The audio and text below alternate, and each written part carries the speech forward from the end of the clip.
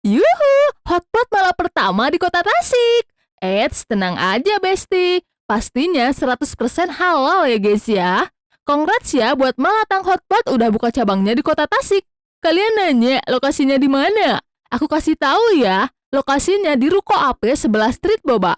Tempatnya luas dan nyaman loh. Interiornya oke banget, nuansa merah-merah khas Malatang. Bisa banget makan ramean bareng orang-orang tersayangmu. Buruan gaskeun ke sini. Harganya murce, cuma 6.600-an aja per tusuk. Harganya sama semua, mantap kan? Lengkap deh pilihan toppingnya. Ada salmon bowl, cikua, otak-otak, dan lain-lain. Kalian bisa pilih-pilih sendiri ya mau apa aja. Bebas guys, Mimin juga sampai kalap nih ambil banyak toppingnya. Yang nggak suka pedas bisa pesan kuah chicken broth ya. Tetap bikin ngiler nggak sih? Gurih-gurih lekoh deh rasanya.